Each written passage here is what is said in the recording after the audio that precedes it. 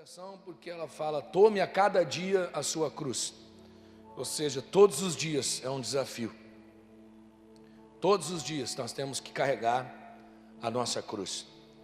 E eu comecei na quarta-feira falando sobre isso.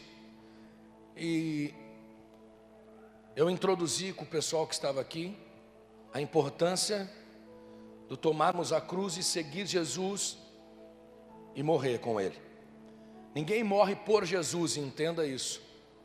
Ninguém morre por Jesus. Eu vou morrer por Ele. Ninguém morre por Ele. Foi Ele quem morreu por nós, amém? Nós morremos com Ele. Mas não é morremos no sentido figurado. Pode até ser. Os mártires e a igreja primitiva e tantos outros cristãos. E isso não é só de coisas de 2000 anos atrás, não. Essa semana, na madrugada, o pastor Jetro da Igreja Batista lá de Junquerópolis, que está na Coreia do Sul, me mandou alguns vídeos e ele falou para mim que a Coreia do Norte ainda persegue cristãos e mata cristãos. E muitos cristãos estão se refugiando na Coreia do Sul. E uma das coisas que eles têm orado lá é para que, obrigado querido, que se quebrem essas barreiras da ditadura, da perseguição com a igreja. E a coisa está evoluindo, aos poucos a coisa está evoluindo. Mas tomar a nossa cruz e seguir Jesus é entender que primeiro nós vamos ter que renunciar. Vamos ter que renunciar a muita coisa. Segundo, nós vamos entender que ninguém carrega uma cruz por carregar. A cruz tem um significado e um símbolo de morte. Então, se você pegou uma cruz, já sabe que o destino que você vai é para a morte. Pegou a cruz, segue Jesus. Para onde Jesus está indo? Está indo para o céu, pastor. E eu vou com Ele. Antes da glória, querido, vem a morte. Vem a morte. Então, engana-se se você quer seguir Jesus e não quer morrer. Quando Jesus fala: tome a sua cruz, negue-se a si mesmo e segue-me, é porque ele tinha um caminho a percorrer. E o caminho que ele estava percorrendo era esse, um caminho de morte. E entender essas coisas nesses dias de hoje parece que ficou tão difícil para a igreja, porque nós nos acostumamos ao evangelho, onde a igreja prega a vida, onde a igreja prega a bênção, onde a igreja promete para as pessoas que tudo vai dar certo, que tudo vai melhorar, que tudo vai acontecer como nós imaginamos. Então a linguagem da igreja hoje, ela ficou um pouco difícil, porque na realidade o evangelho que a gente acostumou a apresentar para as pessoas é um evangelho onde não se fala de morte, não se fala de renúncia, não se fala de Calvário. De forma alguma. O evangelho que a gente está acostumado é o evangelho de vir da morte para a vida, de sair de um estado, de uma condição difícil, para que as coisas deem certo. A gente aprendeu isso. Esse é o evangelho moderno, que prega para nós vida, mas ele prega a vida de uma forma onde as coisas para nós são sempre a nosso favor, sempre favoráveis.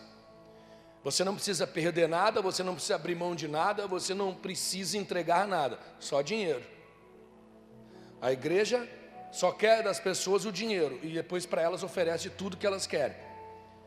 Mas não é esse evangelho que Cristo veio implantar na terra. Nós vivemos num tempo capitalista e a igreja, ela vive hoje, ela é sustentada assim, e sempre foi assim, por aquilo que as pessoas investiam nela. Agora, quando você, escute o que eu vou dizer agora, quando você investe dinheiro na igreja, você investe para o crescimento do reino, você não troca nada com Deus. Quando você entrega alguma coisa na igreja, quando você oferta, quando você contribui, quando você traz algo à igreja, não é porque você já está esperando que alguma coisa vai acontecer, porque entenda, se nós não valorizamos nem o que Deus já fez, não fique esperando por coisas que vão vir ainda. A igreja não entendeu nem o que Deus já fez e está pedindo coisas lá na frente. A igreja é muito ingrata porque ela não para agradecer as coisas que já foram feitas. A gente ainda não entendeu as coisas que já foram feitas e está pedindo coisas lá na frente. Então, O despertar do espírito para a igreja nesses dias é esse. Para. E vamos começar a entender o que Deus quer fazer. Não faça nada sem entendimento. Todas as vezes que nós fazemos coisas sem entendimento, é como tentar gerar um filho num ventre sem útero. Não vai gerar nada. Quando você quer fazer coisas sem entender, e a igreja está fazendo muita coisa sem entender e não está gerando nada.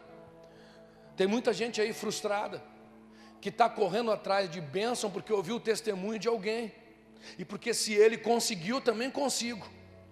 Essa mentalidade é medíocre. Quando alguém testemunha o que Deus fez na vida dele, eu não saio correndo fazer a mesma coisa que ele, para conseguir o que ele conseguiu. Porque se tem uma coisa que a gente tem que ouvir, e a gente tem que fazer igual, meu irmão, é aquilo que Jesus fez: morrer por amor a Deus. Jesus disse: eu não vim aqui falar de mim, e não vim aqui para receber nada, eu só vim aqui obedecer à vontade do meu Pai. E por causa disso, a Bíblia diz que ele foi exaltado e glorificado. Então o que a igreja precisa voltar a entender e ter a mentalidade de que nós estamos aqui para isso. É para morrer. É para morrer. Nós não estamos aqui para viver. Pastor, mas como assim? Cristo morreu para me dar vida, vida em abundância. A palavra diz, pastor, vida em abundância. Você terá uma vida abundante de sofrimento, de batalha, de luta. Você terá uma vida abundante, meu irmão, de problemas, de dificuldades. Mas em Cristo eu posso todas as coisas, porque é Ele quem me fortalece. Você pode dar um amém agora? Porque é difícil de falar sobre esse assunto, porque todo mundo espera que o pastor grite, que o pastor se rasgue aqui na frente, dizendo que nós vamos ser abençoados, que vai dar tudo certo, que você que está sentado aí, meu irmão, pode ter certeza, nada vai dar errado. Eu tenho só uma garantia para te passar, querido, só uma: que se nós morrermos com Ele ressuscitaremos, e com Ele viveremos. O restante eu não sei. Bom, mas em meio a tudo isso que eu comecei na quarta-feira, hoje eu quero compartilhar com vocês então esse texto que nós lemos aqui.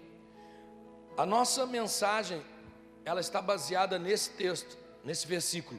A ideia central da mensagem está nesse versículo. Mas agora a gente vai entender aonde isso começou, para entender a realidade da igreja, para entender o que está acontecendo com a gente, para você entender que não é muito diferente o comportamento das pessoas daquela época da igreja agora. Então, a ideia central da mensagem é esse texto, esse versículo. Mas agora a gente vai voltar. A gente vai ler Mateus capítulo 16 e vai começar a desbravar aonde esse tome a tua cruz, negue-se a si mesmo e siga-me começou. Para a gente ver e analisar se realmente nós estamos prontos para algumas revelações que o Espírito quer trazer para a igreja nesses dias. Porque a igreja, ela barra numa coisa. A igreja, ela barra nas revelações. A igreja não tem problema com o novo. A igreja não tem problema com o novo. A igreja tem problema em lidar com as coisas que ela aprendeu, porque ela não consegue se adaptar ao que Deus está trazendo por causa daquilo que ela já recebeu. Esse é o problema. Pega um cara que passou a vida inteira acreditando que essa garrafa d'água é ungida e diz para ele que não precisa mais disso aqui. Tira isso da cabeça do cara. Não tira. Não tira. Diz para esse cara que quem tem que ser ungido é ele, não a água. Então a igreja não tem problema só com o novo, ela tem dificuldade de olhar para aquilo que ela recebeu. Mas eu passei a vida inteira. Eu dou graças a Deus porque eu fiquei 4 meses numa igreja. Não vou falar o nome aqui por questão de ética, né? Eu fiquei 4 meses na Quadrangular. Não, por questão de ética eu não vou falar o nome da igreja, só do lugar que eu estava. Porque da forma que as coisas aconteciam, não tem como dizer que era uma igreja. Era um lugar. Cara, toda semana, você reclama aqui que tem que dar um dízimo, uma oferta, abençoar a obra e tal. Toda semana a gente tinha que chegar lá na igreja e saber que alguma coisa nova ia surgir. Mas qual a coisa nova? Uma campanha. Toda semana uma campanha, cara. Era a campanha da rosa, a campanha da arca, a campanha do anel. Cara, toda semana. Eu nunca vi um ser humano com tanta criatividade para inventar coisa para a gente dar dinheiro na igreja. Toda semana. Na época, como eu não conhecia nada ainda, eu entrei na onda. Já contei aqui para vocês, uma vez eu dei uma oferta, era o único dinheiro que eu tinha na minha carteira, e não me arrependo de ter feito isso.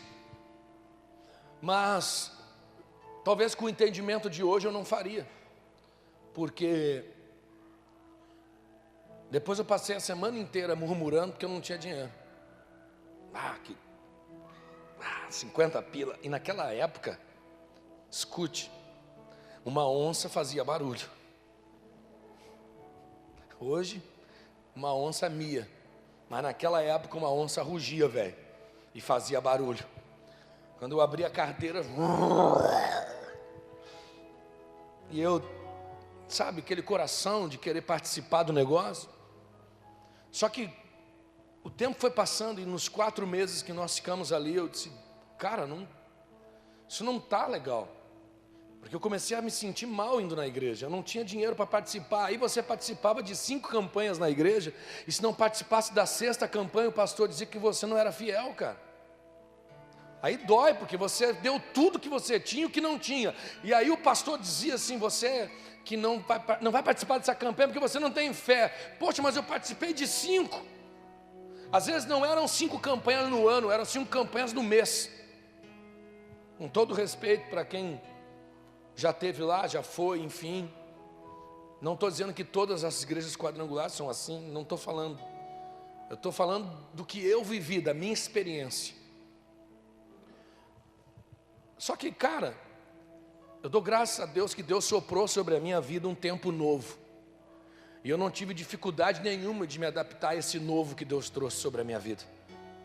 E essa seja algumas dificuldades que a igreja tenha de lidar com o novo que o Espírito está soprando, porque ele se apegou a muita coisa antiga que aprendeu, a muita coisa velha que ficou para trás.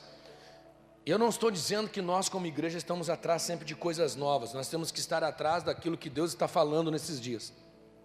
Entenda isso. Deus deu uma ordem para Noé construir a arca. Noé construiu a arca por 100 anos, mas habitou nela por 1 ano. E quando Deus disse, Noé, agora sai e começa a trabalhar. Começar a trabalhar, como assim? Começa agora a construir a terra.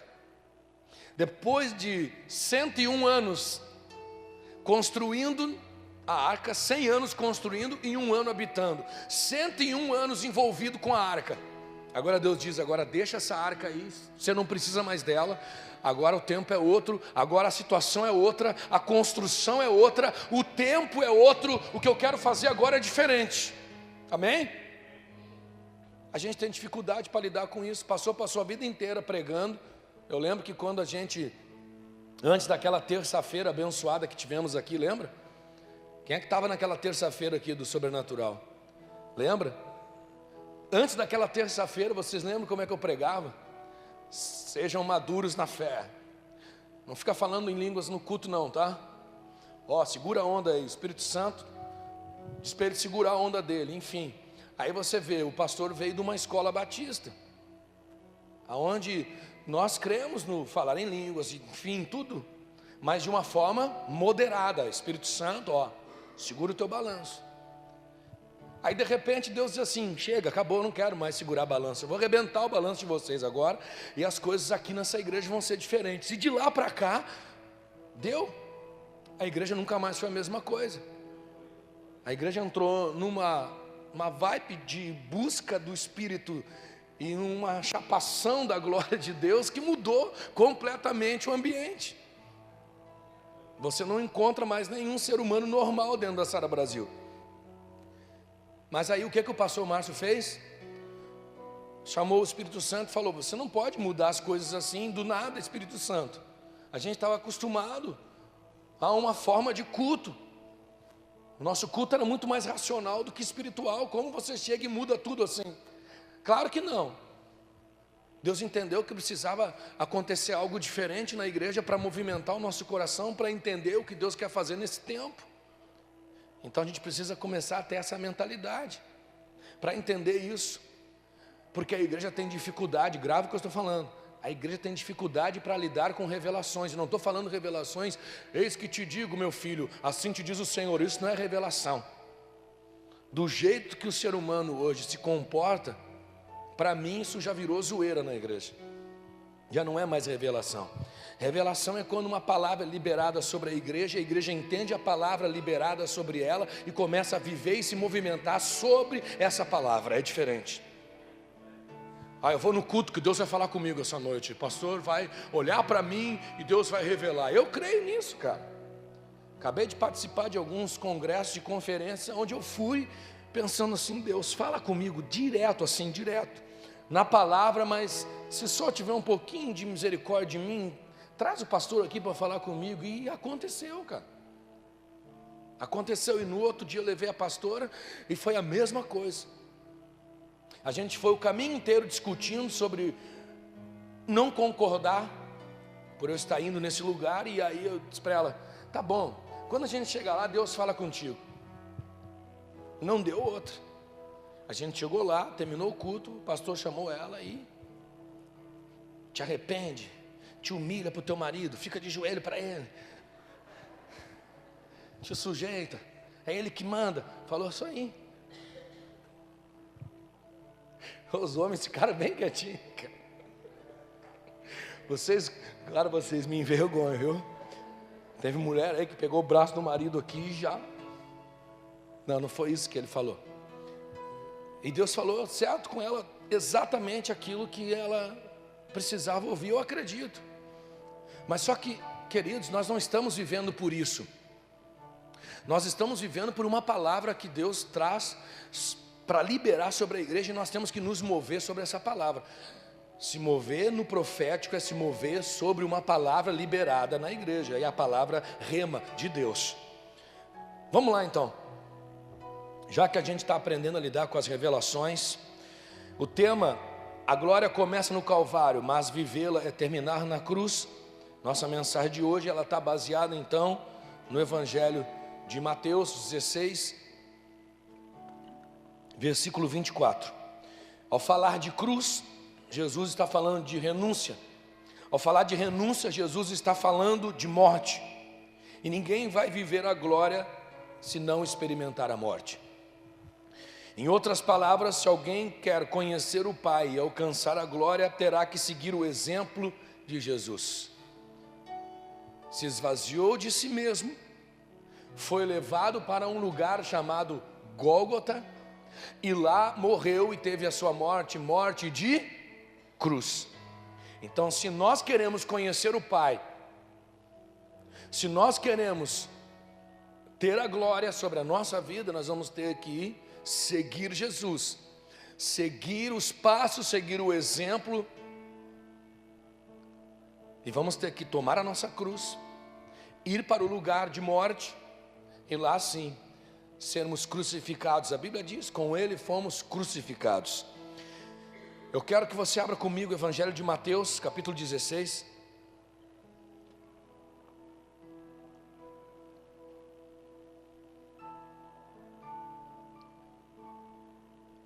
Evangelho de Mateus, capítulo 16. Não sei se esse negócio está funcionando aqui hoje, eu acho que não. Então, você que não trouxe a Bíblia, hoje eu não sei se o telão está funcionando, então preste atenção que eu vou ler com você.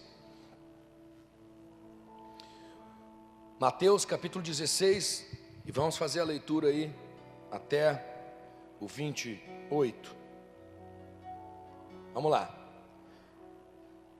Os fariseus e os saduceus aproximaram-se de Jesus e o puseram à prova, pedindo-lhe que lhes mostrasse um sinal do céu. Ele respondeu: quando a tarde vem, vocês dizem, vai fazer bom tempo, porque o céu está vermelho. E de manhã, hoje haverá tempestade, porque o céu está vermelho e nublado. Vocês sabem interpretar o aspecto do céu, mas não sabem interpretar os sinais dos tempos. Dificuldade para lidar com as revelações. Uma geração perversa e adúltera pede um sinal miraculoso, mas nenhum sinal lhe será dado, a não ser o sinal de Jonas. Então Jesus os deixou e retirou-se. Indo os discípulos para o outro lado do mar, esqueceram-se de levar pão. E disse-lhe Jesus: estejam atentos e tenham cuidado com o fermento dos fariseus e dos saduceus. E eles discutiam entre si, dizendo: é porque não trouxemos pão? Percebendo Jesus a discussão, Jesus lhes perguntou: homens de pequena fé, por que vocês estão discutindo entre si sobre não terem pão? Ainda não compreendem? Não se lembram dos 5 pães para os 5.000 e de quantos cestos vocês recolheram? Nem dos 7 pães para os 4.000 e de quantos cestos recolheram? Como é que vocês não entendem que não era de pão que eu estava lhes falando?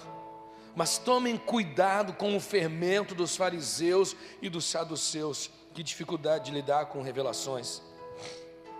Como é que vocês não entendem que não era de pão que eu estava lhes falando? Mas tomem cuidado, queridos. Tomem cuidado com o fermento dos fariseus e dos saduceus. Então entenderam que não estava lhes dizendo que tomassem cuidado com o fermento de pão, mas com o ensino dos fariseus e dos saduceus. Chegando Jesus à região de Cesareia de Filipe, perguntou aos seus discípulos: quem os homens dizem que o Filho do Homem é? E eles responderam: alguns dizem que é João Batista, outros Elias, e ainda outros Jeremias ou um dos profetas. E vocês? Perguntou ele: quem vocês dizem que eu sou? Simão Pedro respondeu: tu és o Cristo, o Filho do Deus vivo. E respondeu Jesus: feliz é você, Simão, filho de Jonas, porque isso não lhe foi revelado por carne ou sangue, mas por meu Pai que está no céu. E eu lhe digo que você é Pedro, e sobre esta pedra edificarei a minha igreja, e as portas do inferno não prevalecerão contra ela. Eu lhe darei as chaves do reino dos céus, e o que você ligar na terra será ligado nos céus, e o que você desligar na terra será desligado nos céus. Então advertiu aos seus discípulos que não contassem a ninguém que ele era o Cristo. E desde aquele momento Jesus começou a explicar aos seus discípulos que era necessário que ele fosse a Jerusalém, sofresse muitas coisas nas mãos dos líderes religiosos, dos chefes dos sacerdotes e dos mestres da lei, e fosse morto e ressuscitasse no 3º dia. Então Pedro, chamando-o à parte, começou a repreendê-lo, dizendo: nunca, Senhor, isso nunca te acontecerá. Jesus virou-se e disse a Pedro: para trás de mim, Satanás, você é uma pedra de tropeço para mim, e não pensa nas coisas de Deus, mas nas coisas dos homens. Então Jesus disse aos seus discípulos: se alguém quiser acompanhar-me, negue-se a si mesmo, tome a sua cruz e siga-me. Pois quem quiser salvar a sua vida, a perderá, mas quem perder a sua vida por minha causa, a encontrará. Pois que adiantará o homem ganhar o mundo inteiro e perder a sua alma? Ou que homem poderá dar em troca da sua alma? Pois o Filho do Homem virá na glória de seu Pai com os seus anjos, e então recompensará a cada um de acordo com as suas obras. Garanto-lhes que alguns dos que aqui se acham não experimentarão a morte até verem o Filho do Homem vindo em seu reino. Amém. Glória a Deus. Aqui começa: aquele que quiser vir após mim, negue-se a si mesmo, tome a sua cruz e siga. Veja que ao longo da leitura a gente poderia parar em vários momentos para nós falarmos sobre vários comportamentos, não só dos fariseus e dos saduceus, em relação às revelações. Quando eu digo que a igreja tem essa dificuldade de lidar com as revelações, não é porque a igreja tem dificuldade de aceitar coisas que estão fazendo. Eu acho até que a igreja é o lugar que mais tem facilidade de aceitar as coisas que todo mundo inventa, cara. Qualquer pessoa inventa uma coisa, virou moda na igreja. Vira moda. Alguém diz que Deus falou com ele, deu a unção do leão, o cara virou um leão e a igreja inteira vira um leão e sei lá. E assim vai. A igreja não tem dificuldade de aceitar a revelação. Ela tem dificuldade de entender a revelação. Ela tem dificuldade de entender o propósito da revelação. Os fariseus, a elite, queriam um sinal. A elite queria um sinal. Aqui começa o assunto que vai levar Cristo a revelar a cruz para os seus discípulos. Porque até então o assunto não era esse. Até então Jesus não era conhecido como Cristo. Ele era conhecido como, vocês viram ali, João Batista, Elias, Jeremias, um profeta. O povo via Jesus com bons olhos, porque ele era um homem bom. E tinha ainda discípulos de Jesus que não o conheciam. Então aqui começam as revelações acerca do Cristo. Mas os fariseus e os saduceus, eles não estavam convictos de que Jesus era um cara bom. Porque até então o problema deles nem era que Jesus era o Filho de Deus. Porque até aqui Cristo ainda não tinha se revelado. Mas o problema era que Jesus começa a trazer para ele muitos adeptos. Jesus começa a trazer uma dor de cabeça para a elite do judaísmo. Porque até então eles tinham uma doutrina, e os fariseus e os saduceus não criam nas mesmas coisas. Os fariseus eram uma elite do judaísmo que criam sim em todo o Velho Testamento e procuravam fazer tudo o que o Velho Testamento dizia e acreditavam na ressurreição. Mas os saduceus não. Eles não viviam todo o Velho Testamento, mas os livros que Moisés escreveu. Era uma elite de sacerdotes, e eles tinham doutrinas diferentes, e eles não tinham um bom convívio, uma harmonia. Mas de repente, tudo que é ruim sempre se junta para tentar derrubar o que é bom. É assim. Às vezes na igreja tem dois irmãos que não se dão, mas quando eles encontram alguém que os dois têm o mesmo propósito de matar, eles se juntam. É assim que funciona. Ó, eu não gosto muito de você, tá entendendo? Eu também não gosto muito de você, mas muito menos daquele cara ali. Então vamos tentar derrubar ele. É mais ou menos assim. Então as duas elites se juntam, porque eles começam a ter problema. Mas qual é o problema que eles começam a ter? Jesus fazendo milagre? Jesus ressuscitando mortos? Jesus fazendo sinais? Não. Não é Jesus libertar um endemoniado que incomoda eles. É a doutrina. Jesus começa a trazer um novo conceito sobre Deus. Lembra o que eu falei semana passada? Jesus não veio apresentar para o homem um Deus. O homem já tinha Deus. Jesus veio apresentar ao homem o Pai. Ele disse: quem vê a mim, vê ao Pai, não vê a Deus. Jesus, ele começa a trazer um novo conceito sobre o Pai, e não Deus. Por isso que Jesus, querido, disse assim: eu não vim mudar nada, eu só vim cumprir. Porque na realidade, eles ainda não haviam entendido. Eles ainda, por mais que fossem sábios e entendidos, Jesus ainda faz uma ironia com eles. Vocês olham para o céu e sabem dizer: hoje vai chover. Vocês acordam de manhã, olham para o céu: hoje não vai chover. Seus tolos, conseguem interpretar os céus, a natureza, o tempo, mas não entendem as revelações. Querem um sinal. Então a elite, ela é assim. Ela quer um sinal. A elite é aquelas pessoas que acho que estudaram tanto que perderam a fé. Conheceram tanto da letra que esqueceram o espírito. E aí eles são maduros demais. E eles são inteligentes demais. Eles aprenderam muito sobre a Bíblia. Eles aprenderam tanto sobre Deus, que agora eles não têm mais nada de interessante para receber de Deus. E tudo que se fala sobre o que é espiritual, para eles parece que Não faz sentido, porque tudo que é espiritual, meu irmão, não se discerne na letra, se discerne na revelação. E quem não entende as revelações, nunca vai entender as coisas do Espírito. Nunca. Se você não é espiritual, não adianta você ler toda a Bíblia, não adianta você ler 50 livros, não adianta você assistir todas as pregações dos melhores pregadores no YouTube, não adianta. Você não vai entender. Jesus aqui não está falando não com os discípulos ignorantes que ele tirou lá do meio da pesca, homens que não sabiam nem escrever seus nomes. Jesus está falando com a elite do judaísmo, fariseus, saduceus, sábios, homens entendidos, conheciam toda a lei, homens que tinham decor na sua cabeça a Torá e todo o Velho Testamento, mas não tinham revelação. E não adianta, sem revelação, querido, você nunca vai saber quem é o Pai. Posso ouvir um amém?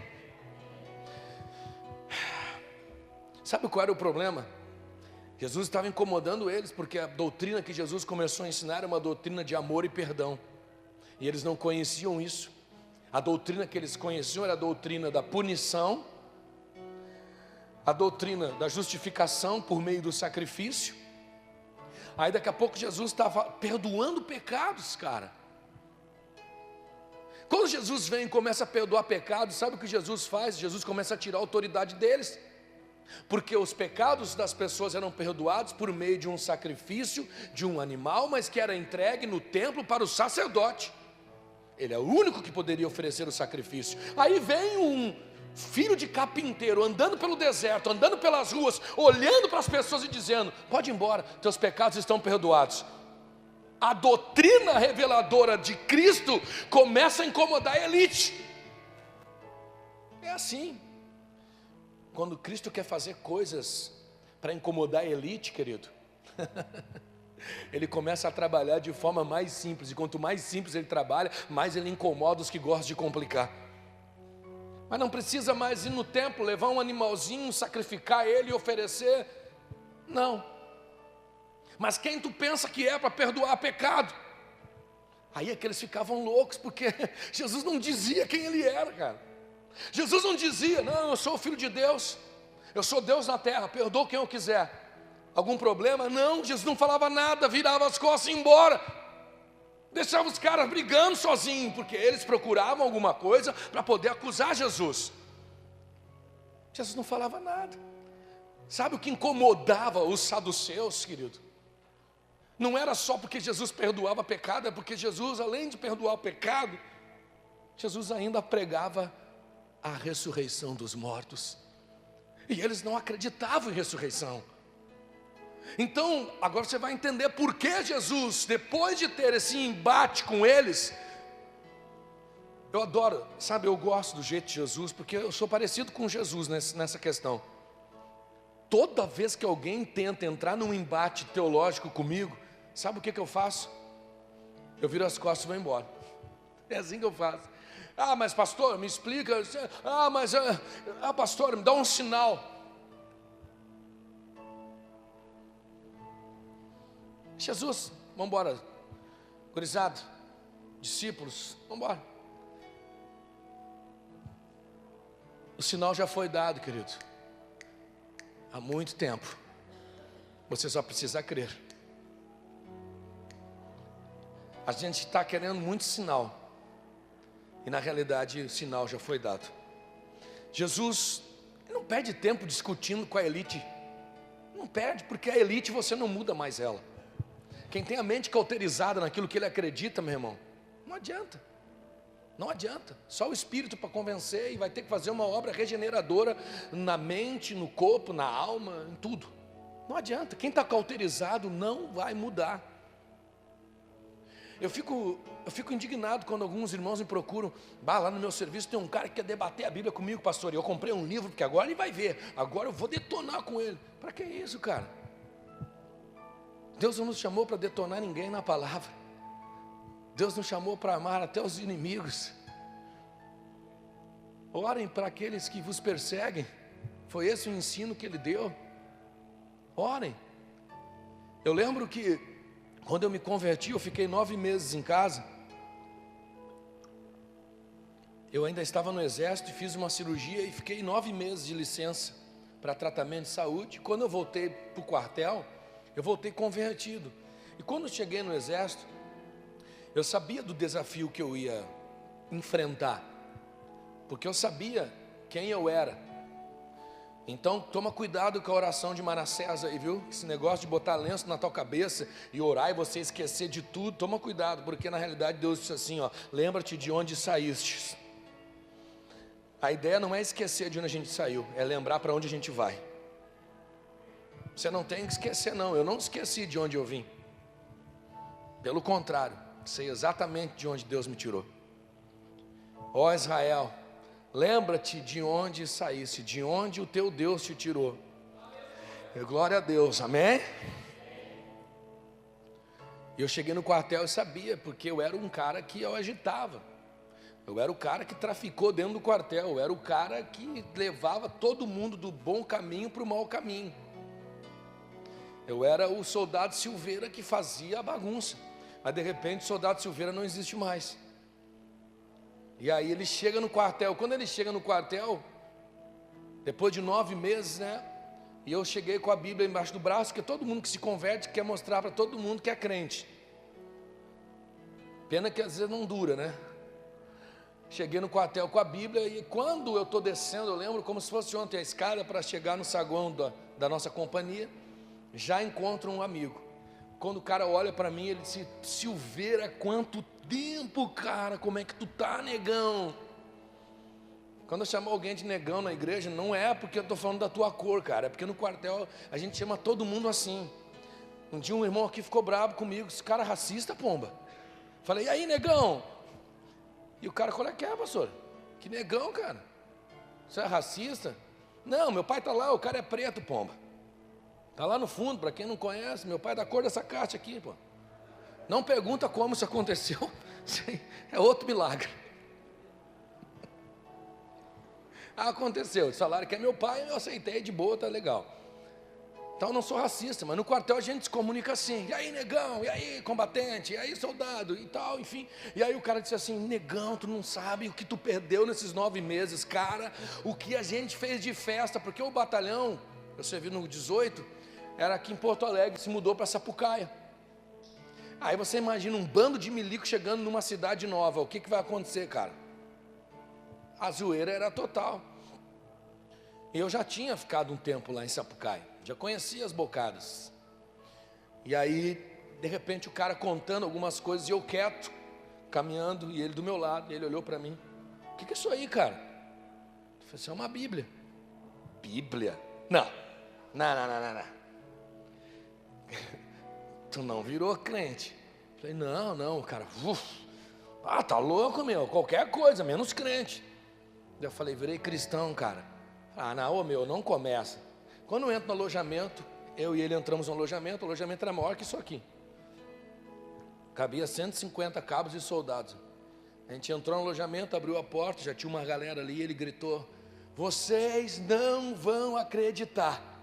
Todo mundo olhou, aí, o Silveira voltou e tal. Não, o Silveira é crente, cara. Nossa, irmão. Que perseguição. Todo dia. Tem que dar 10% ao pastor. Aleluia, irmão. Todo dia, toda hora eu passava por alguém. Aleluia. E eu dava uma risadinha sem graça e por dentro aquilo ia fervilhando, porque pensa num cara que quando serviu, na época que eu servi, que eu não era cristão, cara, eu mandava em quase todo mundo no quartel. Eu comandava muita coisa, todo mundo tinha medo de mim no quartel.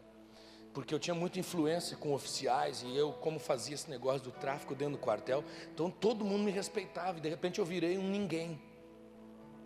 Um Zé Ninguém que todo mundo chacoteava, todo mundo ria da minha cara. E aí, de repente alguém perguntou para mim, e aí cara, mas por que tu te converteu? Aí eu contava a minha história e o cara dava risada. E eu dizia, puxa, nem meu testemunho mais está convencendo as pessoas. E tinha um cara no quartel que era amigo meu e nós fazíamos jiu-jitsu junto na época. Só que ele era forte, grandão. O nome dele, nós chamávamos ele de Tora. O cara era muito forte. E esse cara começou uma perseguição muito grande. E ele, todo dia, o armário dele era do lado do meu. Aí um dia eu não aguentei, cara. Falei aqui, cara, eu vou te dizer uma coisa. Se você continuar folgando em mim, azar, cara. Meu pastor não está aqui, não tem ninguém da igreja aqui, cara. Nós vamos brigar. Uau, irmão, tu vai dar em mim? Eu falei, não, cara. Eu vou te matar. Eu não aguento mais, cara. Me respeita, pô. Tá bom, Silveira, calma, cara. Achei que o crente tinha que amar, meu. Eu falei, eu te amo, cara, mas tá demais, pomba. Todo dia, cara, toda hora. Vou te dizer uma coisa para ti, meu. Deus vai te pegar, cara. Porque quer, tá me ameaçando. Eu falei, não, cara, Deus vai te pegar e tu vai virar crente. E aí tu vai ver como é bom. Mas por dentro eu queria matar ele, cara. Tanta raiva que eu tava do cara. O cara me perseguiu de um jeito e era meu amigo. Aí, uma sexta-feira, eu fui na cantina do batalhão. Desculpa contar essa história e dar uma fugida aqui do negócio. Aí, toda sexta-feira, cabos e soldados que saíam na quinta noite, chegavam sexta de manhã direto para o expediente bêbados, virados e tal. E até que enfim, uma sexta-feira eu estava sóbrio. Cheguei na cantina do batalhão, aquela galera toda ali comendo e tal. E eu entrei, os irmãos, aleluia, ô glória, e tal. E eu, não acredito, cara.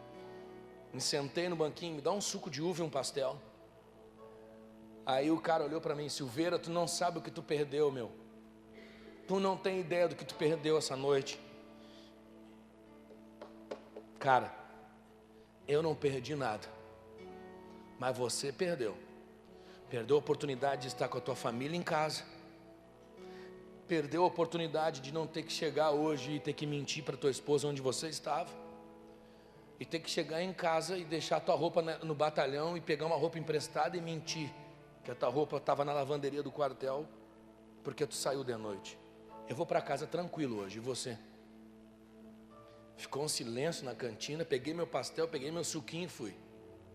Segunda-feira estou no alojamento, já vou terminar essa história. Sei que tem crente que não gosta de história, gosta de Bíblia. Estou ali me arrumando, ele entrou. Cara, Silveira, tem que falar contigo. Aí eu já estava determinado. Hoje, já fazia muito tempo que eu não lutava. Hoje nós vamos lutar. Já estava determinado. Aquele dia eu fui pronto para lutar com ele. Fazia tempo que eu não lutava e eu participava de campeonatos dentro do quartel de MMA e tal. Eu disse, vai ser hoje. Eu estou pronto, azar. Vou voltar. Deu, cara, não quero saber. Eu bati a porta do armário. Falei, cara, aqui, ó, se hoje tu folgar em mim, a gente vai brigar. Aí os caras já começaram a arredar as camas. Briga, briga. Vá, soldado batendo os cotumbos. Aquela gritaria no alojamento. E ele, não. Calma, cara. Eu me converti, cara. Falei, desgraçado, tu tá me tirando. Converteu nada, maldito. Agora nós vamos brigar, pomba. Não, cara. Eu fui para casa sexta-feira, cheguei em casa, minha mulher tinha ido embora. Me deixou um bilhete na mesa. Só me procura depois que você mudar. Eu fui atrás dela, ela estava na mãe dela, e a mãe dela levou ela para a igreja, cara. E eu cheguei lá e fui para a igreja, cara. E eu falei que eu ia mudar e tal. Eu participei do culto no sábado e no domingo eles me batizaram, Silveira. Eu me batizei ontem, cara. Eu aceitei Jesus, cara. Daí eu falei, tem mais um crente aqui. Pode gritar, aleluia e glória a Deus, porque ele vai começar a pegar um por um aqui dentro. Eu não falei que eu ia brigar com o diabo. Eu não falei que eu ia ganhar de Satanás. Cara, foi o primeiro. E comecei a ganhar vários amigos para Jesus. Dentro do batalhão comecei a fazer uma célula sem saber. E comecei a pregar o evangelho sem saber pregar o evangelho. Aí um dia um capitão endemoniado, filho do Satanás, mandou me chamar lá no batalhão, lá na companhia, no PC dele. E eu entrei, com licença, capitão, senhor, escuta aqui, ó, soldado. Se eu te pegar mais uma vez pregando Bíblia aqui dentro do batalhão, no horário de expediente, eu vou te dar uma peia cadeia. E eu falei, sim, senhor capitão, eu não vou mais pregar o evangelho durante o expediente, mas no horário do almoço eu posso. Ele, dentro do batalhão não. O senhor falou no horário de expediente. Fora do horário de expediente a gente pode pregar o evangelho, capitão. Dentro do batalhão eu não quero que você pregue o evangelho. Sim, senhor. Eu saí dali. Pessoal, o que foi, cara? O que tu fez? O que houve? capitão não quer mais que pregue o evangelho aqui, cara. A gente vai ter que sair e ir lá para a lancheria na frente do batalhão para falar da Bíblia na hora do almoço. Aí, beleza, cara, não tem problema, a gente faz isso. Quando a gente estava se organizando para fazer isso, o subtenente, que era um cara crente, se desviou. Eu tirei o cara da igreja. Eu entrei lá na subtenência e desviei o cara. E depois não consegui trazer ele de volta, mas ele tinha Deus no coração, me chamou de Silveira. Você quer fazer culto aqui dentro? Mas o capitão pegar nós, subir, vai dar cadeia para todo mundo. Não tem problema. Capitão, eu me viro com ele. No horário do almoço, cara, mais de 25 sentado. E o sub que era desviado pregando para a gente, nem era eu que pregava. Você está entendendo? Deus não nos chamou para perder tempo com elite, para brigar, para discutir, para bater boca. Não foi para isso. Ele nos chamou para orar pelos que nos perseguem. Amigos meus começaram a me procurar no quartel. Cara, me diz uma coisa. Aqui minha esposa é testemunha. Se tu te converteu, Deus existe. Como é que foi? Qual é a igreja que tu vai? Como que tu mudou? Sabe por quê? Porque passou uma semana, passou um mês, passou 3 meses, passou 5 meses, e eu continuava sendo o mesmo homem que cheguei lá pregando e falando as mesmas coisas. Passou 8 meses, passou 10 meses, passou 1 ano, e aí, meu irmão, não tinha como Satanás resistir, porque aonde um homem de Deus chega, aonde uma pessoa, um homem, uma mulher de Deus chega, determinado a não recuar, a não voltar para trás, sabendo de onde ele saiu, mas sabendo para onde ele vai, pode ter certeza, não há espaço para as trevas. Aleluia. E coisas começaram a mudar. Coisas começaram a mudar. Assim como incitavam Jesus, assim como os fariseus, os saduceus incitavam Jesus, provocavam Jesus, queriam tirar coisas para acusar Jesus, querido. Eles vão fazer com a gente. Aí Jesus pega e se retira e fala sobre o fermento. Fala sobre o fermento, chama eles e tomem cuidado. Tomem cuidado com o fermento dos fariseus e dos saduceus. Só que aí começa um problema na igreja. Vamos voltar para cá agora, senão eu vou ficar contando história. Aí começa um problema na igreja. A igreja parece que não entende às vezes aquilo que Deus está falando. Parece que a doutrina, o ensino que Deus traz para nós, muitas vezes nos dá uma outra direção. Jesus fala sobre o fermento dos fariseus e dos saduceus, e eles já vinham no caminho discutindo sobre, cara, a gente rateou, a gente está indo para a igreja orar, podia ter passado ali na padaria e pego um pãozinho, um suquinho para comer, né, durante a oração, a gente esqueceu, e eles estavam discutindo sobre isso. Chupamos bala, meu, a gente esqueceu de pegar pão.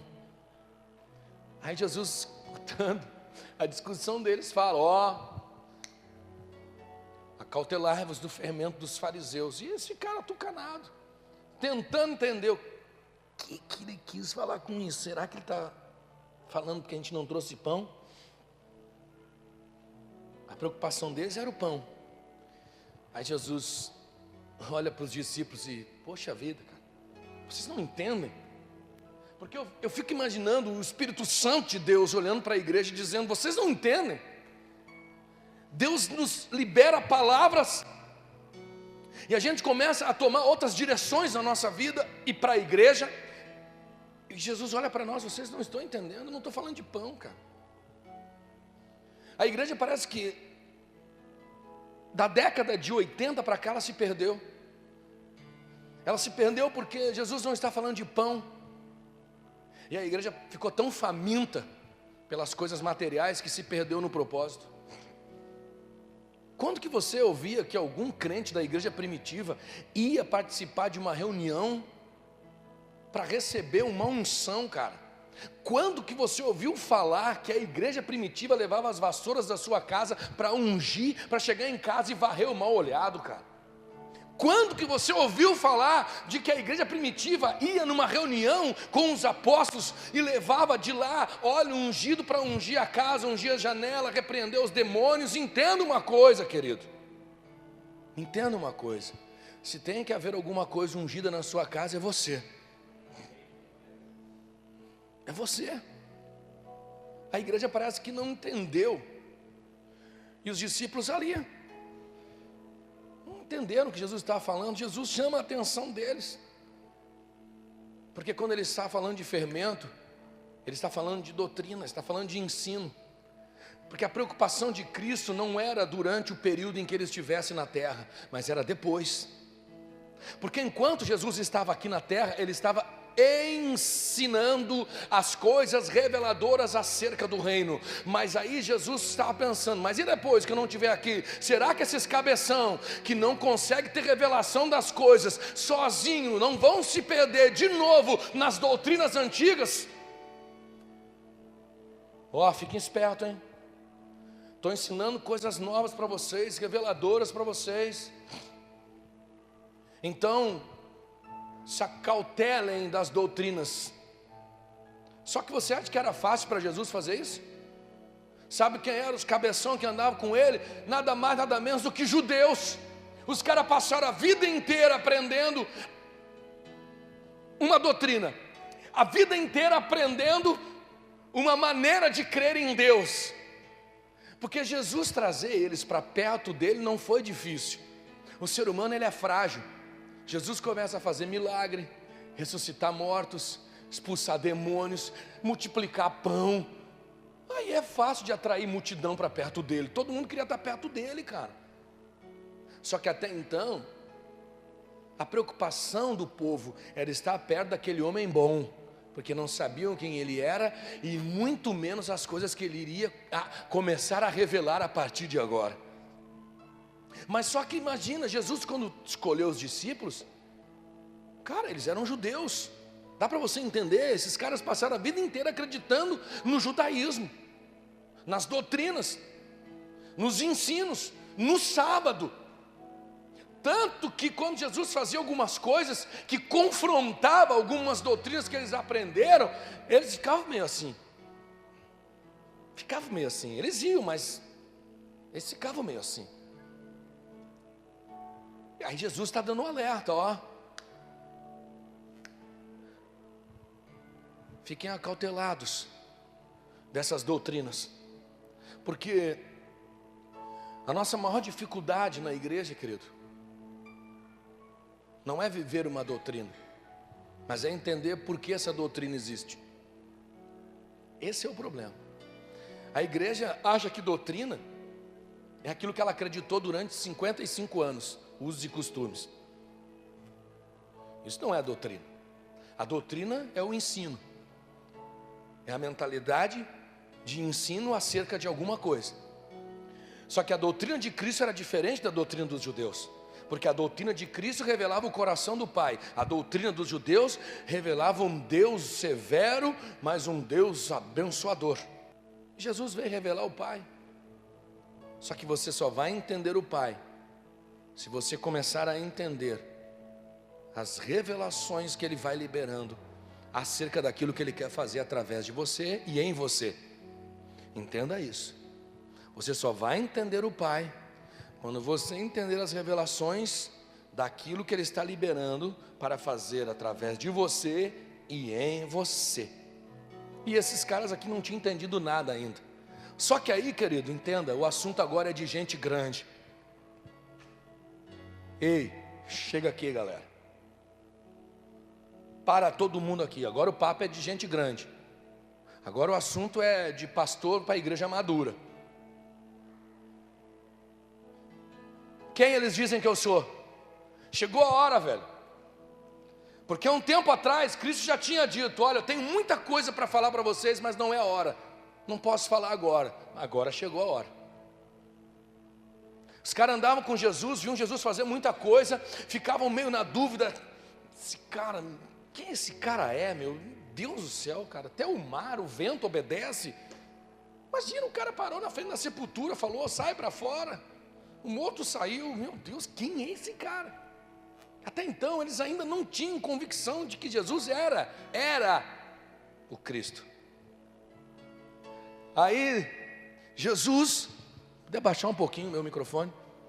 Aí Jesus pega e para e diz: ó, o papo agora é de gente grande. O papo agora é de gente grande. Quem eles dizem que eu sou? Uns dizem que o Senhor é João Batista. Eu não consigo entender a ignorância do povo. Como que Jesus era João Batista, se João Batista batizou Jesus? Não consigo entender. Mas enfim, tem crente na igreja que não entende nada e ele começa a falar coisas que não existem. Olha o que o povo dizia: Jesus deve ser João Batista. Mas como que Jesus era João Batista, se João Batista batizou Jesus? Talvez ele seja a reencarnação de Elias, Jeremias. Olha, eles falam que o Senhor é um profeta, mas até então Cristo não está muito preocupado com o que as pessoas falam acerca dele. Ele não está preocupado. Mas agora o papo aqui é de gente grande. É assim que o Espírito fala com a igreja. O assunto agora é de gente grande. Pessoas novas que vão chegando na igreja, querido, é óbvio que eles não vão ter entendimento das coisas que nós temos, porque para ele ainda tudo é novidade. Mas para nós que já conhecemos a presença de Deus, para nós que já aceitamos a Cristo, já nos voltamos para a sua vontade, o papo é de gente grande. Quem vocês pensam que eu sou? Quem vocês pensam que eu sou? Por que essa pergunta? Por que essa pergunta? Porque Jesus pergunta para eles, primeiro o que as pessoas pensam quem ele é, e depois o que os discípulos pensam que ele é. Sabe por quê, querido? Porque a multidão seguia Jesus e aprendia algumas coisas com Jesus, mas não estava perto de Jesus como os discípulos. A multidão não era treinada como os discípulos para dar continuidade àquilo que Deus queria fazer na terra, mas os discípulos eram. E por isso Cristo pergunta para eles: quem vocês pensam que eu sou? Aí está. Quantas pessoas na igreja estão andando com Jesus, e quando Jesus pergunta para ele quem eu sou, não sei. Não sei nem o que eu estou fazendo na igreja, não sei nem por que eu vou na igreja, não sei nem porque eu sou crente. Quando Jesus pergunta para os discípulos, sabe o que ele está fazendo? Ele está elevando o nível de responsabilidade. Quanto mais perto de Jesus, mais você precisa entender Jesus. Quanto mais perto você está dele, maior é a tua obrigação de entender o que ele quer fazer.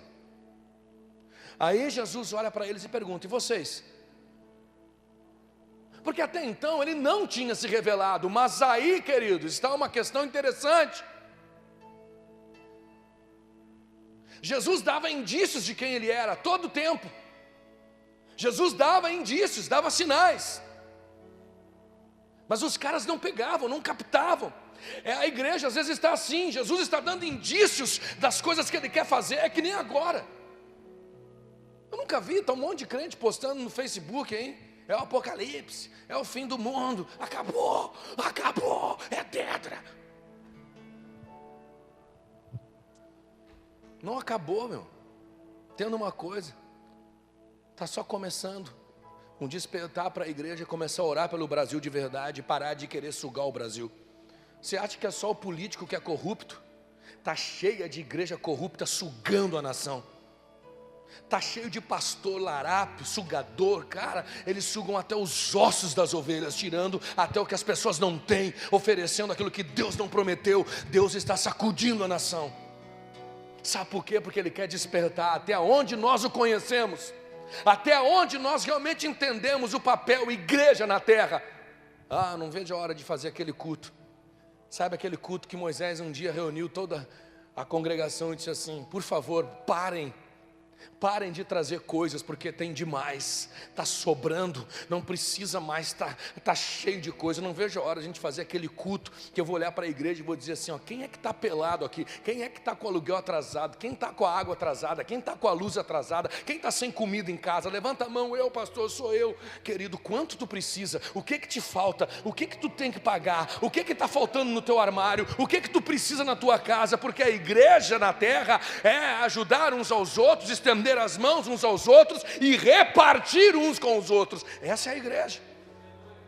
Pensou, o cara levantava aqui, passou, estou com aluguel atrasado, R$800. Pega para ele aí, Camila, dá R$800 para esse cara aqui. Mas vai aparecer um monte de aproveitador. Vai aparecer um monte de cara, pastor, que vai querer vir aqui só pedir dinheiro. Enquanto Deus estiver derramando sobre nós, eu não estou nem aí, querido. Enquanto os celeiros estiverem transbordando, enquanto nós estivermos naquela coisa de Moisés, Moisés falou para o povo, para de trazer coisa, por favor. Tá lotado, não tem onde guardar ouro e prata aqui. A gente está ficando assim, cada vez quer mais, cara. Tem igreja que tem cofre dentro da igreja gigante, para guardar dinheiro.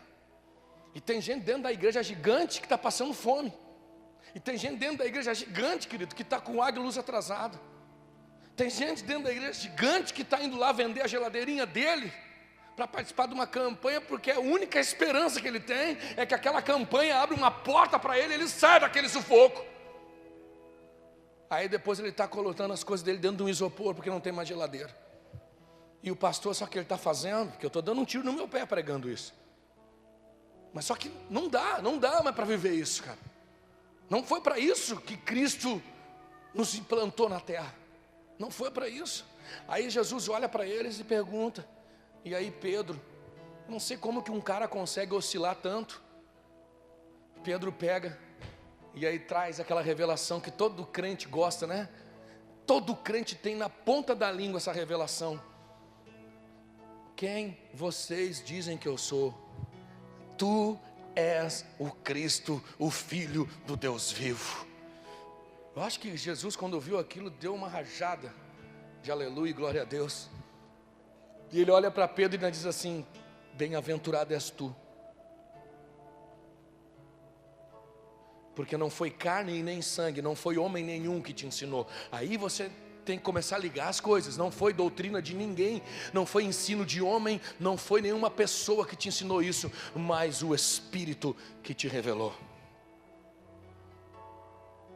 É mesmo? Aí está o problema do Zé Mané quando é usado por Deus, né? Eu fui usado? Uau! Aí Jesus olha para Pedro e diz: não foi carne e nem sangue que te revelou, mas o Espírito.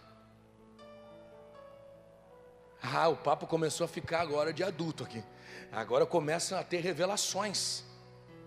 Agora o evangelho não é mais cura, milagre, ressuscitação de mortos, enfim, multiplicação do pão, sabe, suprimentos. Não, agora o assunto é outro.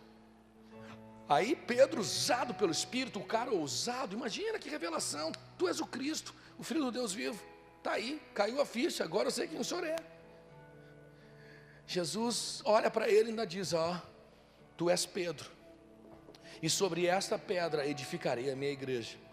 E ali Jesus já começa a trazer outras revelações. Aí Jesus já começa a falar assunto de gente grande com eles, e começa a falar acerca do propósito pela qual ele está na terra. Jesus começa a falar: agora que vocês já sabem quem eu sou, não fala para ninguém ainda, espera, mas nós temos que ir para Jerusalém, porque convém que o Filho do Homem vá, seja entregue nas mãos dos malfeitores, dos fariseus, dos saduceus, dos doutores da lei e de todo o governo, para que lá eu morra e no terceiro dia eu ressuscite. Jesus já está dizendo tudo o que tem que acontecer e o que vai acontecer. E aí, como que o camarada que recém teve uma revelação, que recém recebeu do céu um entendimento sobre quem é Cristo, cruza o caminho do propósito e diz: para, não faça isso contigo, Jesus. Não, nada vai te acontecer de mal. Como que o camarada oscila? Eu não consigo entender como tem crente que oscila, né? Como tem crente que oscila, sabe? O cara recém teve uma revelação,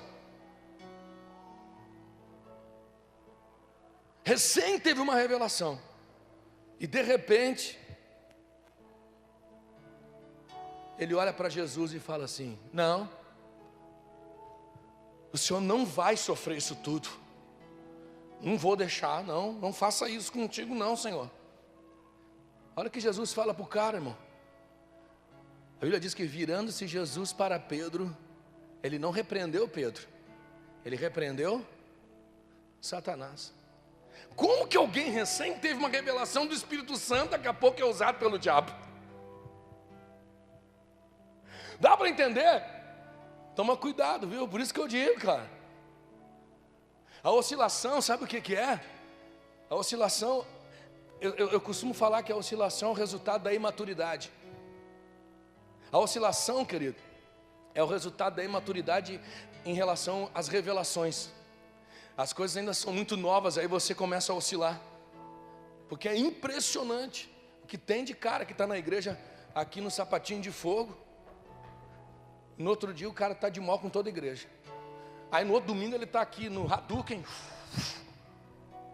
cheio da glória de Deus. Aí no outro dia ele não quer olhar para a cara do pastor. Aí no outro domingo ele está aqui, voando na nuvem de glória. E na segunda-feira avisa o pastor que vai sair da igreja. Como as pessoas oscilam, sabe por quê? Porque as revelações ainda elas são muito profundas. E a gente está muito imaturo em relação às revelações. O camarada recém teve uma revelação. E olha o que Jesus disse do alto. Não foi nenhuma doutrina de ninguém que fez ele entender que Jesus era o Cristo.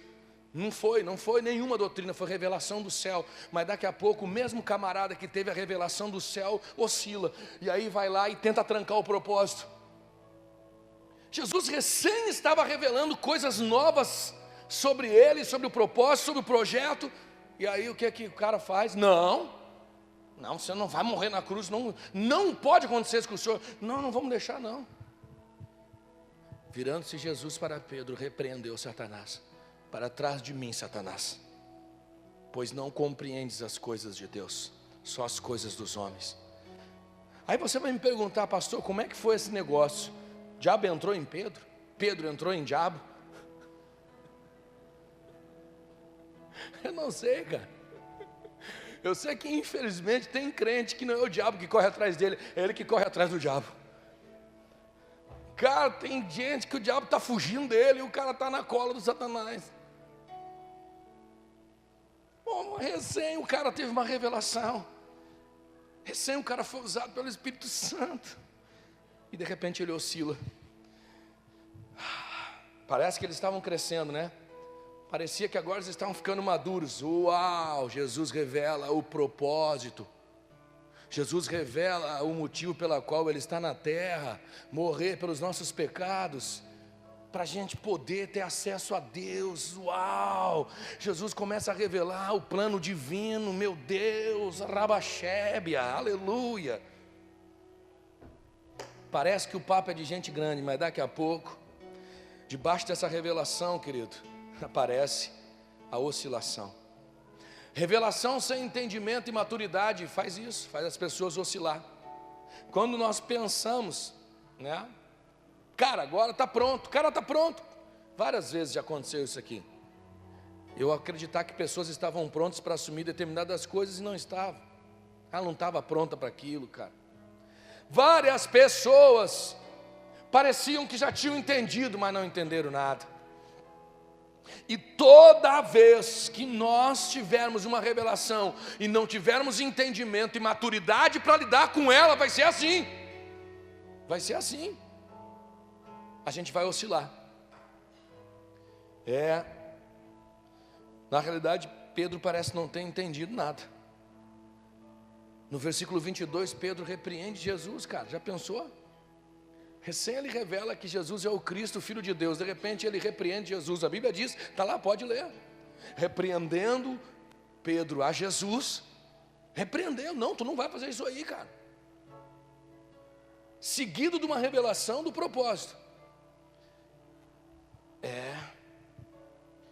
Só que depois dessa bola fora, aí Jesus olha para eles. Porque como tem crente que gosta de dar bola fora. Como tem gente que gosta da bola fora. Mas como o papo era de gente?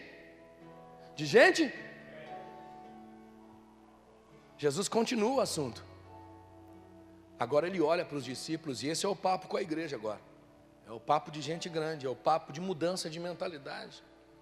Mas não a mudança de mentalidade que aquele débil mental daquele Silvio Ribeiro falou, não. É tempo da igreja mudar a mentalidade e dar. para receber. Escuta aqui, cara. A mudança de mentalidade que a igreja precisa ter é uma mudança de mentalidade para saber que se você quer realmente a glória, meu irmão, você vai ter que morrer por ela. E o que Jesus está pedindo para você não é o seu dinheiro, não é o seu carro, não é a sua casa, não é os seus bens. O que Ele está pedindo é a sua vida. É muito mais caro. Você acha que Jesus quer o teu carro? Jesus não anda de carro, meu. Mas eu queria doar meu carro para a igreja hoje, já não vou mais. Aí é outra história. Se quer doar para a obra, é outra história. Mas não doa para Jesus, Jesus não anda de carro. Jesus não precisa de carro, sabe por quê? Porque Jesus, Ele está em todos os lugares, em todo o tempo. Ninguém move Jesus, é Ele que move as coisas. Sabe, eu não consigo mais engolir esse tipo de coisa. A mensagem da derrota foi assim que esse cara me consagrou como pregador da derrota. Eu prefiro pregar um evangelho que vai encorajar homens e mulheres a morrer por Jesus do que passar pregando durante a minha vida para uma geração de covardes que passam a vida inteira dentro de uma igreja clamando por milagre, por bênção, por coisas materiais, porque não foi esse o propósito da revelação de Cristo. O papo é de gente grande, velho. Jesus olha para eles depois dessa bola fora de Pedro. Eu fico imaginando Jesus: Pedro, fica quieto, por favor, para de falar. Tem crente em reunião que a gente faz na igreja que tem que pedir para o cara: meu, tá, chega, por favor, escuta e para de falar. Você recém deu uma dentro, agora já deu uma fora. O papo é de gente grande. O papo é o seguinte: quem quiser vir após mim, primeiro, negue-se a si mesmo. Tome a sua cruz e siga-me. 3 coisas Jesus deixa bem claro para eles, porque a partir de agora, essa é a doutrina do reino. Essa é a doutrina do reino, essa é a doutrina que o fermento dos fariseus não vai poder mais contagiar. Quem quiser vir após mim, negue-se a si mesmo, tome a sua cruz e siga-me. Sabe, até então muitas pessoas seguiam Jesus, mas sabe por quê? Porque elas não precisavam negar nada, elas só precisavam receber. Está cheio de gente na igreja que está seguindo Jesus porque está só recebendo. Agora está na hora de parar de receber e começar a negar-se a si mesmo, começar a parar de receber, é hora de começar a perder coisas. Irmão, a gente liga a televisão, tem igrejas lotadas de gente, pessoa agarrada no lenço, o lenço do milagre. Você liga a televisão, tem gente lá agarrada aqui. Essa semana um pastor mandou um áudio para mim assim: você acha que a gasolina está cara, R$4,99? Você acha que o gás de cozinha está caro, R$80? Você acha que... Tinha mais uma outra coisa que está caro também. É porque você ainda não foi na Igreja Universal pegar uma garrafinha d'água por R$180. Aí ele mandou isso para mim, eu fiquei pensando: nossa, cara, se eu vender a 178 já está barato.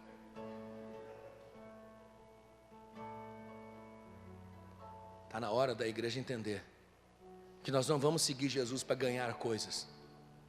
Nós vamos seguir Jesus para começar a perder coisas. Nós vamos começar a andar com Jesus agora. O papo com os discípulos agora é outro nível. Por isso que a multidão não está mais ali. Agora o papo é com os discípulos, o papo é com a igreja. Porque Deus não nos chamou para sair lá na rua pregando para as pessoas virem para a igreja porque elas vão receber coisas. Não foi esse evangelho que Jesus mandou pregar. O evangelho que Jesus mandou pregar é: vai lá, vai em todos os lugares, ide por todos os lugares, por todas as nações e pregue o evangelho do reino. Você pode repetir comigo? Vá por todas as nações e pregue o evangelho do reino. Diga comigo: reino. Não o evangelho do homem. Já vou terminar, fica tranquilo, está no fim. Eu disse que antes das 11 a gente não ia embora. Pregue o evangelho do reino. Esse é o evangelho do reino. Seguir Jesus para receber? Não. Jesus olha para os discípulos agora e diz assim: se vocês querem continuar andando comigo, podem começar a negar a si mesmos. Tomem a cruz e venham comigo. Para que cruz? Para que cruz? Quem vai morrer na cruz não sou eu, é Jesus. Mas a cruz, ela simboliza a morte. Só que ninguém pode andar com Jesus vivo. Para andar com Jesus tem que estar morto, porque Ele é Espírito. Ninguém vai andar com Jesus na carne. Ah, querido. É. Ninguém vai andar com Ele na carne. Quando Ele fala, tome a sua cruz, já teve neguinho pulando fora. Cruz é sinal de morte. Para isso, entendi, é para pegar a cruz para levar para o Senhor morrer? Não, é para você morrer. Morrer, pastor? Esse é o evangelho do reino. Sabe aquele domingo gostoso que você gostaria de estar na praça da 48 tomando chimarrão? E o Espírito Santo diz, está na hora do culto. Aí se você já morreu, meu irmão, sabe qual é o lugar que você vai estar? Na casa do Pai. Sabe? Aquele sabadão gostoso que você vai sair para a família, mas naquela noite tem conferência na igreja. Mas se você já morreu, onde você vai estar? Na conferência. Sabe?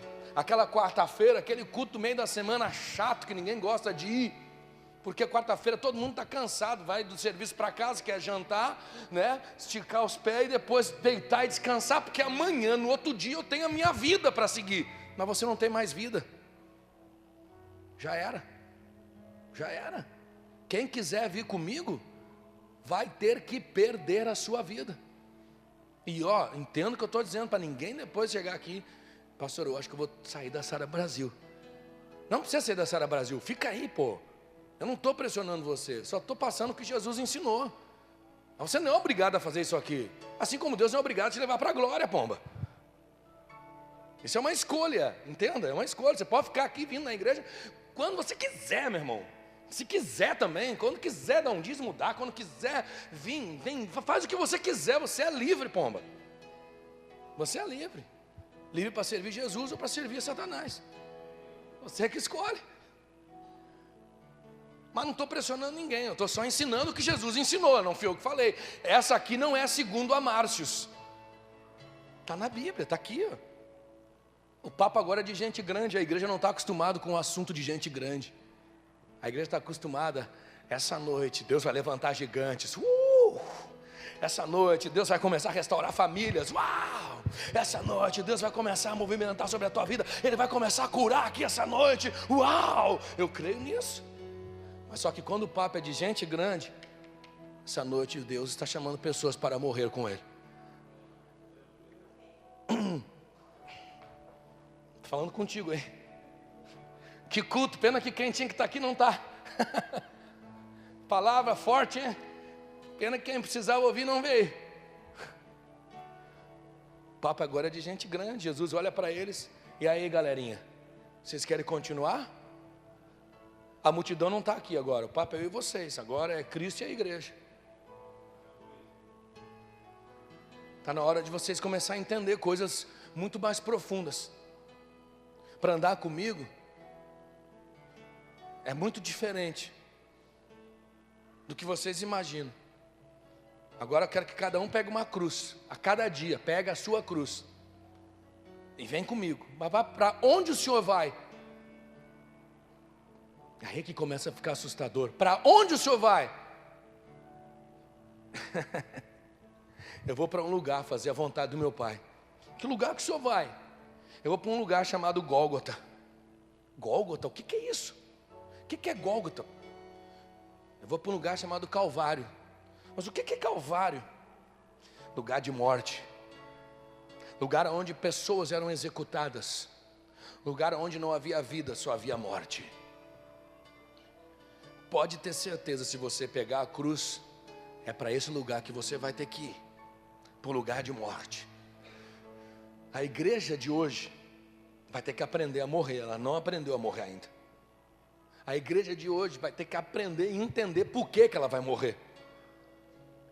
Sabe, tem gente que tem medo de morrer porque ela não entendeu ainda a glória. Sabe por que tem gente que tem dificuldade de deixar os vícios? Tem dificuldade de deixar o domingão para estar no culto, tem dificuldade de tomar uma decisão de se batizar. Sabe por que tem gente que tem dificuldade de vir direto do serviço? Eu tiro o chapéu para quem vem direto do serviço para a igreja quarta-feira, para trabalhar, para assistir o culto, para tocar, para buscar a Deus. Eu tiro o chapéu para você, cara.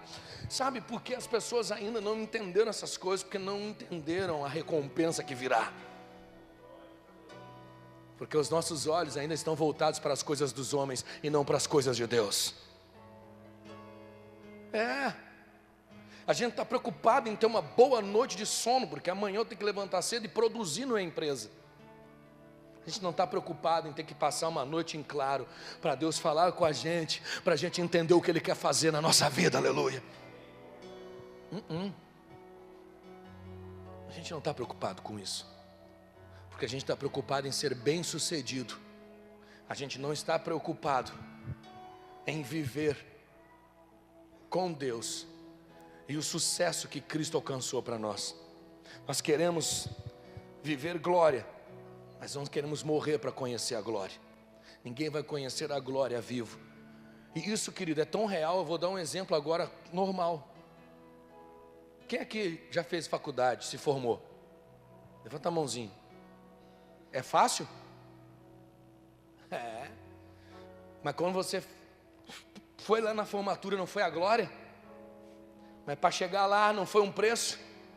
Teve noites em claros, noites sem dormir, sem comer direito, fazendo trabalho no serviço para entregar no outro dia na faculdade, enfim. Você só vai conhecer a glória depois que você passar por um sacrifício.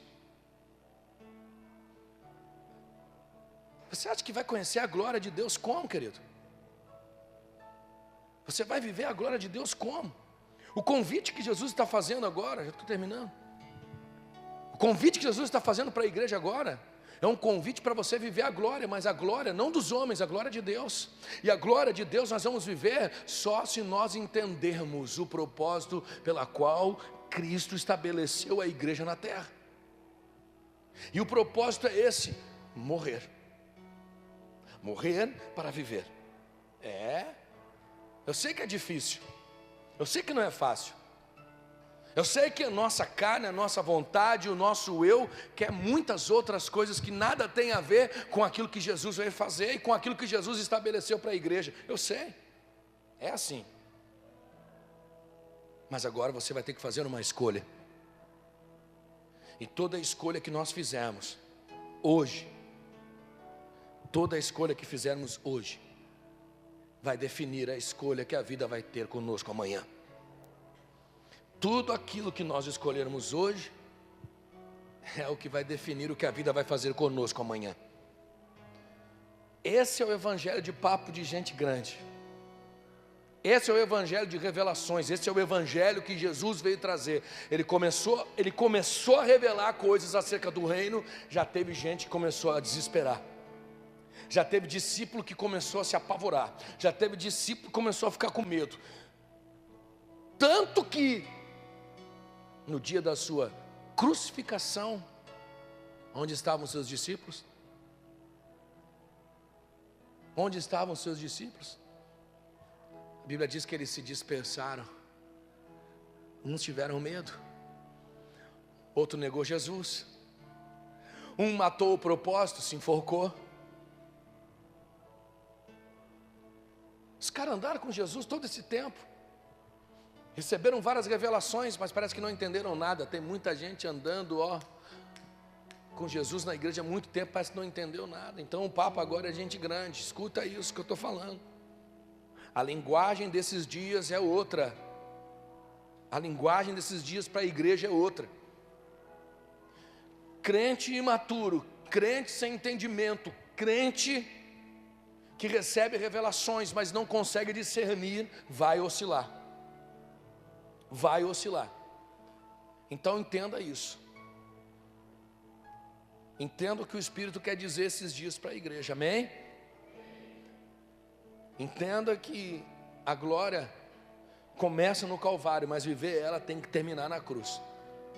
E terminar na cruz, querido, entenda, a cruz é o fim. Então nós precisamos ir até o final. Até o final. O Calvário, o lugar de morte. A cruz é o está consumado. Então, para você não oscilar, esteja determinado a ir até o fim. Esteja determinado a não deixar que nenhuma doutrina, que nenhum fermento, que nenhuma falta de entendimento sobre a revelação do que Deus quer fazer, te tire a glória da tua vida. Feche teus olhos, baixa a tua cabeça.